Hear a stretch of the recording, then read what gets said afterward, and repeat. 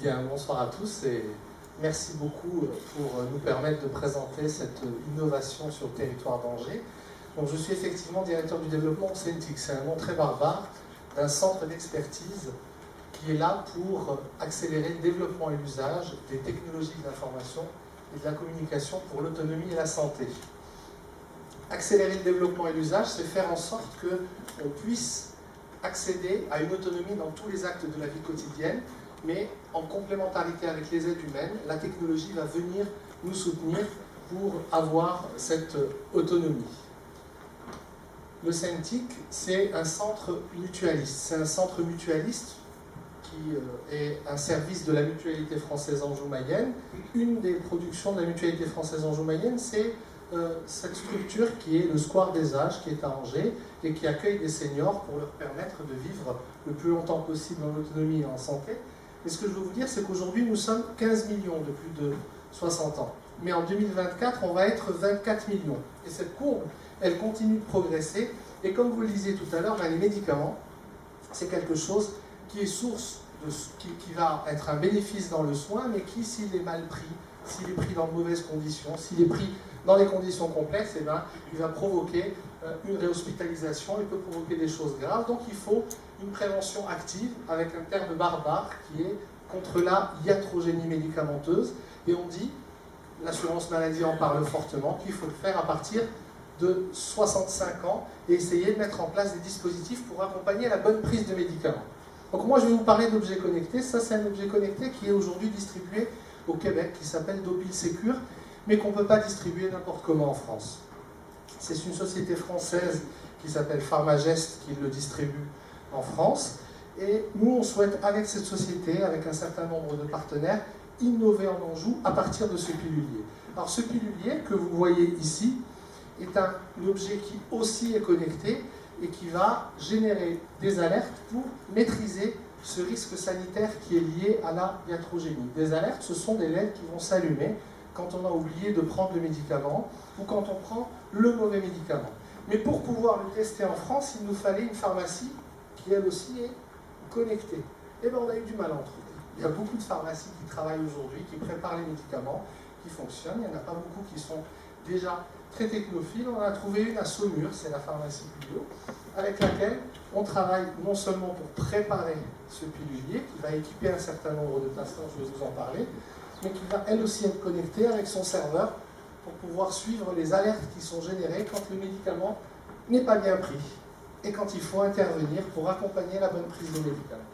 Et donc si on continue dans les partenaires, on va avoir un autre partenaire qui n'est pas très loin d'ici, qui est à Rennes, qu'on a associé. Vous voyez, on est vraiment des assembliers un petit peu, ce qu'on disait tout à l'heure quand on présentait la Cité des objets connectés. C'est une petite PME qui s'appelle Elderis et qui propose une application sur la télé parce qu'on veut rajouter une autre alerte.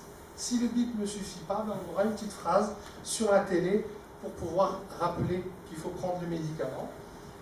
Une bonne prise de médicaments, surtout quand on avance dans l'âge, elle est souvent accompagnée par un service de soins infirmiers à domicile. Là, on a un SIAD, qui est un SIAD mutualiste, qui va accompagner la bonne prise en main et qui va surtout accompagner l'apprentissage de l'usage de l'objet connecté. Parce que le problème aujourd'hui, on parle de 80 milliards, de 13 000 objets connectés qui sortent tous les mois, dont beaucoup pour la santé. Mais il faut apprendre à les utiliser. Pour apprendre à les utiliser, il y a les infirmières, mais on a aussi travaillé avec un cluster qui est très angevin, celui-là, qui est WeNetwork, parce qu'on veut d'abord tester tout ça en labo. On veut d'abord s'assurer que l'application qui part de la pharmacie jusqu'au domicile, elle fonctionne très bien. Donc, pour rappeler, on va avoir un médecin qui va prescrire le pilulier quand on aura testé l'application, la pharmacie Guyot qui va préparer les médicaments, Elderis qui va générer des alertes à la télé quand le médicament n'est pas pris, et puis le CENTIC qui va accompagner pour que le pilulier soit maîtrisé, accompagner pour qu'on puisse avoir la bonne aide technique au bon moment. Et vous voyez, là, l'intérêt du projet, ce n'est pas un pilulier qui est comme ça mis sur le marché, c'est de mettre ensemble un certain nombre d'acteurs qui vont être des industriels, qui vont être des chercheurs, qui vont être des professionnels de la santé qu'on va retrouver au sein de la mutualité pour faire que ce pilulier puisse être maîtrisé par la personne et utilisé à bon escient et qu'on puisse peut-être dans 6 mois, quand la Sécu mettra en place le système de distribution de piluliers, parce qu'aujourd'hui, électronique connectée, aujourd'hui, ça ne l'est pas, qu'on puisse avoir la possibilité de le faire. Alors les dernières diapos, ce n'est pas de la promo, c'est juste un peu de régionalisme et de fierté, parce qu'on a eu il y a 2 ans la possibilité, avec le Gérontopole, avec la région des Pays de la Loire, mais à travers nos activités, d'être un site de référence européen pour le vieillissement actif, et on peut dire aujourd'hui que l'Anjou est un territoire de référence pour un vieillissement actif et en bonne santé. Il n'y a que 4 régions en France et 32 régions en Europe qui ont obtenu ce label. Et c'est des projets comme cela qui associent des compétences anjouines qui vont nous permettre de continuer de maintenir cette dynamique pour, d'une part, accompagner le développement et l'usage des technologies, mais ce n'est pas ça qui nous intéresse. Ce qui nous intéresse, c'est d'accompagner l'usage et le développement des technologies pour l'autonomie et la santé. La courbe de développement des objets connectés, elle est énorme.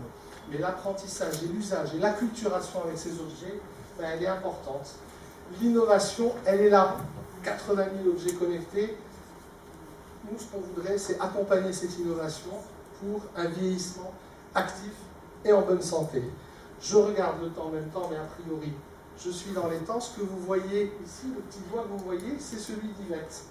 Yvette, elle est dans un logement à Saumur, qui est un foyer logement, et on s'est rendu compte qu'en moins de 2 heures, elle a appris à maîtriser cette tablette pour commander tout ce qui se passe dans sa chambre. Là, elle est couchée, mais elle marche bien, elle se déplace bien. Elle a bientôt 92 ans, et la technologie, pour elle, la rend plus sereine et active. Et merci. Bravo. Merci de la